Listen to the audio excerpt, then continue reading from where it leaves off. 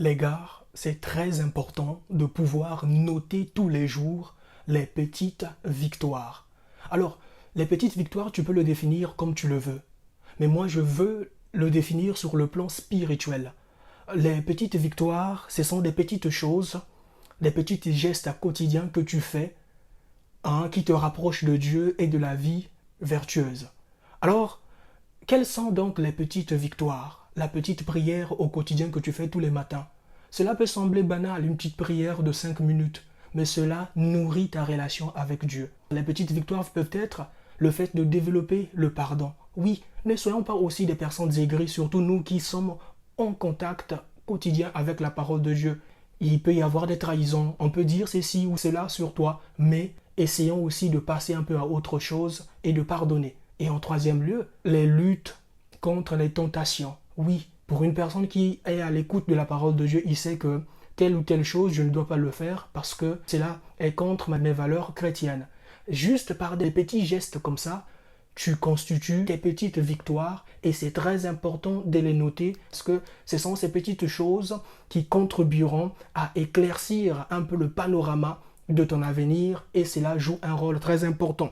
Pour finir, cela peut sembler stupide, le fait de noter, mais à force de les noter tous les jours et d'avoir pleinement conscience, mon frère, sur le plan même mental, cela joue un rôle très important. Ça va renforcer ta confiance en soi et petit à petit, tu verras que les choses iront de mieux en mieux de ton côté. Je ne sais pas quelle est ta routine, moi ce sont ces petites choses que chaque jour j'essaie avant de me coucher de pouvoir noter dans un petit carnet pour voir un peu où est-ce que je vais et où est-ce que j'étais.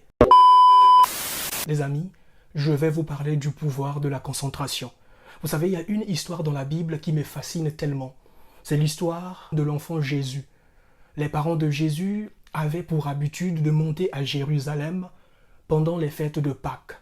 Et ce jour-là, lorsque Jésus avait 12 ans, ils ont donc décidé d'emmener l'enfant Jésus à la fête. Et vous savez quoi? La fête s'est bien passée, les parents de Jésus ont fêté, puis sont rentrés chez eux.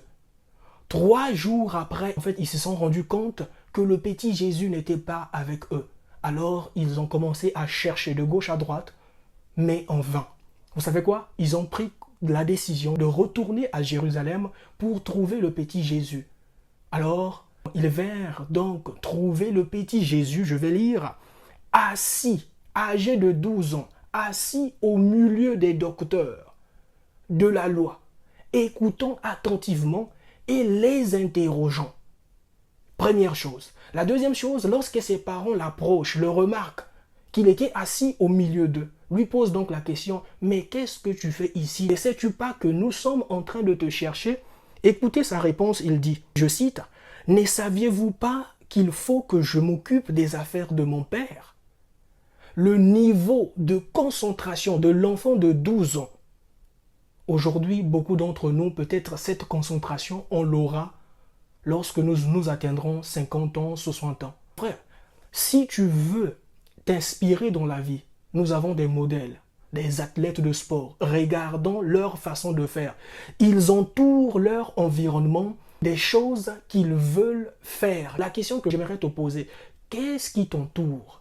Si tu rêves de ceci ou de cela, est-ce que tu t'endors, tu te réveilles avec une idée précise en tête, même si ça ne marche pas aujourd'hui, de continuer à persévérer, d'être concentré sur ce que tu fais. Mais la première fois, nous sommes beaucoup plus concernés sur ce que les autres pensent. Alors que c'est d'abord un parcours individuel que tu dois d'abord te concentrer sur ta propre piste. Les amis, vous n'avez pas idée de l'impact que votre entourage exerce sur vous. Les chercheurs ont mené une étude sur des petits requins. En fait, la première partie consistait qu'ils ont placé dans un aquarium un petit requin. Et ils ont attendu pendant plusieurs mois pour voir un peu, étudier le comportement de ce requin. Après quelques mois, les chercheurs sont revenus pour analyser. Ils ont constaté qu'il n'y avait pas grand-chose qui s'était passé. Le petit requin était toujours comme il était auparavant. Alors, ils ont donc décidé dans la deuxième partie de placer le petit requin dans son environnement habituel. Ils l'ont placé dans la mer. Après quelques mois, ils ont réalisé que le petit requin, après 6 mois, avait atteint la taille de 6 mètres de long. Qu'est-ce que cela veut dire? Que vous le vouliez ou non, ton entourage exerce une pression. Ton entourage exerce un impact sur ta vie. Même si tu ne l'as pas encore remarqué aujourd'hui, une chose est sûre, peut-être que tu es un peu distrait, mais si tu t'assois et tu réalises très bien, ton entourage a un impact sur toi. Jésus, lorsqu'il a commencé son ministère, il était réparti dans son village natal et les villageois de son village reconnaissaient Jésus comme étant le fils d'un charpentier. Tandis que Jésus guérissait des malades, des paralytiques se levaient, tout ça. Mais on le connaissait. L'image qu'ils avaient de Jésus, c'était juste le fils d'un charpentier.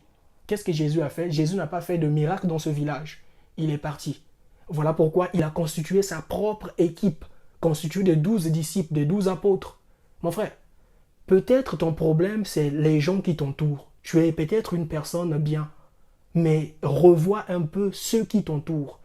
S'il le faut, change. Associe-toi avec des gens qui vont te tirer. Si tu veux te concentrer par exemple sur la religion, associe-toi avec des gens qui te parleront de la parole de Dieu. Si tu veux te concentrer sur le foot et autres, associe-toi avec des gens qui pensent de la même manière que toi. Mais le plus souvent, c'est qu'on tombe dans des faux deals et on finira peut-être par regretter un jour. Mais je ne souhaite pas que cela soit ton cas.